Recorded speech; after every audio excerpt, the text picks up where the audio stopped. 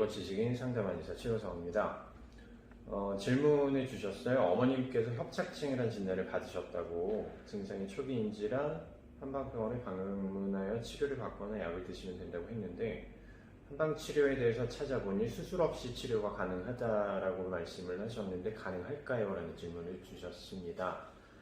일단 협착증이란 진단을 받으셨다니까 앞으로 이제 치료를 좀 꾸준히 잘 해나가셔야 될 것 같습니다.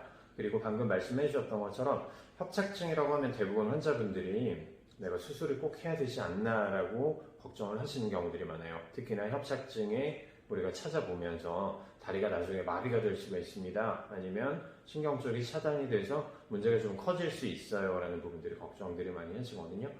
근데 협착증이든 우리가 디스크든 수술을 해야 되는 경우는 전체 환자의 한 1에서 2% 정도에 불과하다라고 보셔도 될 것 같아요. 그리고 최근에는 비수술적 요법에 대해서 한양방을 떠나서 치료법들이 엄청 많이 발전을 했기 때문에 꼭 수술을 해야 되는 이런 케이스는 생각보다 그렇게 많지 않다라고 생각을 하셔도 될 것 같습니다.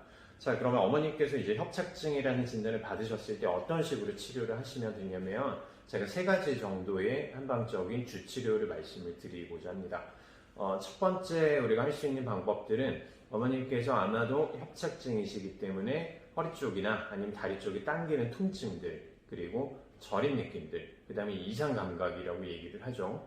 다리가 많이 시리다거나 아니면 밤에 잘 때 발이 화끈거린다거나 이런 식의 증상들이 나타날 텐데, 이때는 약침과 그 다음에 봉침 같은 이런 부분들이 효과적이라고 볼 수가 있습니다. 이런 증상들을 우리가 한약에서 정제한 용액을 추출해서 환부에다가 직접 우리가 신경이 내려가는 그 트랙트 상에다가 직접 주입을 해주는 약침 요법들, 그리고 봉침 또는 벌침 이런 부분들을 많이 말씀들을 들어보셨을 거예요. 강력한 진통 소염 작용을 가지고 있기도 하고, 그 다음에 안쪽에 신경이 지나가는 부분들이 훨씬 더 큰 자극, 일반적인 침보다는 훨씬 더 큰 자극을 줌으로써 우리가 치료의 효과를 노리는 것들이 봉침 또는 벌침이라고 보실 수가 있고요.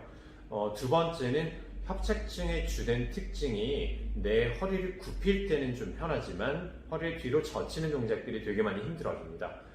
신경이 지나가는 그 통로가 허리를 살짝 굽힌 상태가 되면 한 15% 정도 그 척추관이 넓어지는 부분들이 생기기 때문에 척추관 협착증이 어느 정도 오래된 환자분들을 봤을 때 대부분 허리가 꾸부정하게 다니는 이런 것들을 좀 볼 수가 있을 거예요.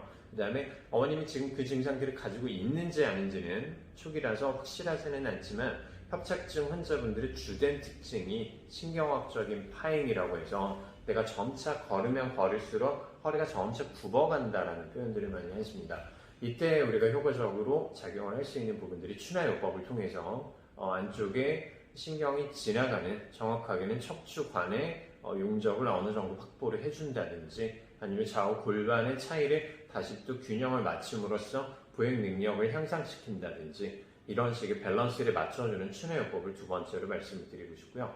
마지막으로는 협착증이라는 증상 자체가 결국 내 척추 주변의 근육들과 인대들이 많이 약해진 상태에서 힘을 제대로 쓰지 못하니까 척추의 퇴행성의 변화가 많이 나타나게 되고, 이때 디스크나 아니면 신경 쪽에 문제가 생긴 것들을 우리가 협착증이라고 얘기를 하죠.